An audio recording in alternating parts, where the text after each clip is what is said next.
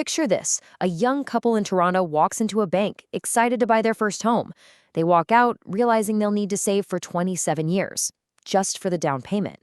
Meanwhile, a family in Mumbai scrolls through listings and sees a tiny one-bedroom flat selling for 60 times what they make in a year. And in the US, a millennial earning a solid $80,000 still can't come close to affording a starter home. It's the same story in 3 different countries. One global disaster. So what the hell happened? And why did buying a home become one of the most unaffordable things in human history? And look, these aren't just hypotheticals. This is the brutal reality for millions of people right now. Whether it's decades of saving, or facing impossible income multiples, or just having a good salary that somehow still isn't enough, the dream of owning a home has turned into a mathematical nightmare, and it's happening everywhere. Okay, so let's get into it. To really understand how we ended up here, we have to rewind the clock. We need to find the exact moment that this whole crisis was actually born. This whole thing plays out like a 3-act thriller. Act 1, 2008. The financial crisis hits. Home builders go bust, and millions of construction workers just leave the industry for good. The result? For the next 15 years, we massively underbuilt homes. Act 2 is what I call the quiet storm. For over a decade, central banks dropped interest rates to basically zero and started this thing called quantitative easing, or QE. Now that's just a fancy term for printing trillions of dollars to pump cheap cash into the system. And then came Act 3, the 2020 supercharge. You had even more money printing, people have lockdown savings, and suddenly everyone wanted a home office. It was the perfect storm for a global price explosion. And if you want to understand the scale of that storm, just look at this number. The amount of money on global central bank balance sheets went from $6 trillion to over $25 trillion. All that cheap cash had to find a home, and it flooded into real estate. And that's the moment housing stopped being about shelter and became just another financial asset to be traded.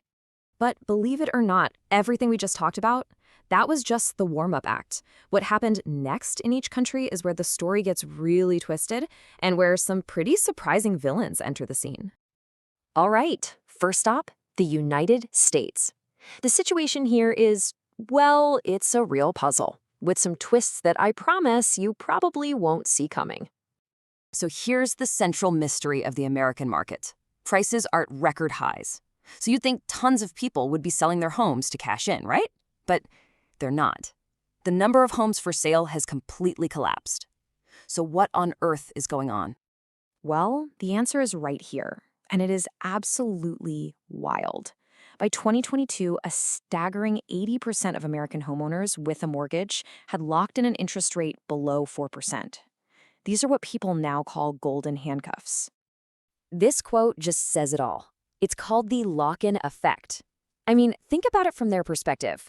Why would you ever sell your house and give up a sweet 3% mortgage only to have to buy another place at 7%? You just wouldn't. So people are staying put.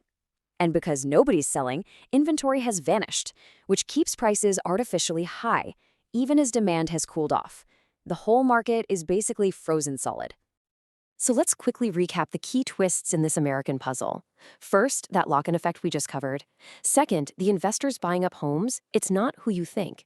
It isn't giant Wall Street firms like BlackRock. The real growth has come from millions of small, everyday mom-and-pop landlords. And the final twist is what you could call housing jail. An incredible 70% of all residential land in America is zoned only for single-family homes. That's scarcity that's been baked right into the system by law. The big takeaway is that the U.S. market isn't just about supply and demand anymore. It's completely warped by these unique financial traps and decades-old regulations. But if you think the situation in the U.S. is bad, oh boy, just wait until you see Canada. Things there are even more dramatic. Okay, this slide shows Canada's household debt compared to its disposable income. What this means is for every single dollar the average Canadian household earns after taxes, it owes about $1.76. That is, by a massive margin, the highest in the G7. And this chart really just drives the point home. It's the price-to-income ratio.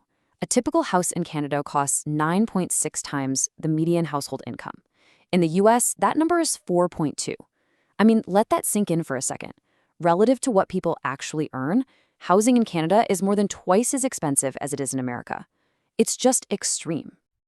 And this line explains everything. Canada's entire economy is fundamentally addicted to real estate. It makes up 13% of the country's GDP. That's double what it is in the US. The whole system is basically built on the belief that home prices will just keep rising forever. But while one country turned housing into a religion, our next one is dealing with a crisis that operates almost entirely in the shadows. Because India? Well, India's a different beast altogether. It's a hidden crisis with dynamics that most of the world just doesn't see. This number is just staggering. In a city like Mumbai, the mortgage payment for an average home is 116% of the average person's monthly salary. Yeah, you heard that right. The loan payment costs more than your entire paycheck. For an average person, it is mathematically impossible. So you're probably asking, how is that even possible? Well, India has its own unique set of distortions. First, urban land is often controlled by what are basically cartels of a few huge developers who restrict supply to keep prices sky high. Second, a massive chunk of transactions, maybe up to half, involves what's known as black money. This is unreported cash used to dodge taxes, and it gets parked in real estate, which inflates prices and shuts out regular buyers. Then, you have construction traps, where projects get stuck in red tape and financing issues for years, strangling the supply of new homes. And finally, there's this immense cultural pressure to buy property as the only real way to have a secure retirement, which forces people into the market, no matter the cost. So if all three of these countries look so broken, but in their own unique ways, what's the global force that's linking them all together? It really boils down to these three massive global forces that all collided at once. First, central banks made money too cheap for way too long. Second, policies like quantitative easing push all those trillions of dollars into assets like housing instead of into the productive parts of the economy. And third, the largest generation in history, the millennials, all tried to buy a house at the exact same moment that the supply of houses, which had been choked since 2008, finally ran out. We built fewer homes, we printed more money, we created the biggest generation of buyers ever. The results? They were pretty much guaranteed. So what does this all mean for the future? Well, to understand that, we need to look at this simple but pretty painful math that is now locking in this unaffordability crisis. This slide explains the core mechanic of today's market, and it's basically a trap. When interest rates were falling, prices rose because people could afford to borrow more money. Simple. But now that rates have risen, prices aren't crashing, they're freezing. And why? Because of that lock-in effect we talked about. No one wants to sell, so supply is trapped, which puts a floor under prices and keeps them from falling much. So this gives us a pretty clear forecast of what's next. For the US, expect a frozen market. Not many sales, not many price drops, at least until interest rates fall in a big way. For Canada, expect a slow decline or maybe just stagnation, but probably not a 2008-style crash. There's just not enough supply for that. And in India, the insane pressure in Tier 1 cities like Mumbai will likely lead to a boom in the more affordable Tier 2 cities as people look for an escape. Remember that couple in Toronto we started with? The family in Mumbai? The millennial in the US? It turns out they aren't living through separate crises at all. They're all part of one single global story. A story about how affordability broke down everywhere, all at the same time, created by the exact same forces. If you want to understand the next phase of this story, what the central banks are going to do with interest rates, where inflation is headed, and what it all means for your money and your investments, make sure you hit that subscribe button. And finally, this research is supported by viewers just like you. So if you found this explainer valuable, please consider buying me a coffee. The link is right below. It really helps keep this work going. Thanks for watching. This is Voice on Pages.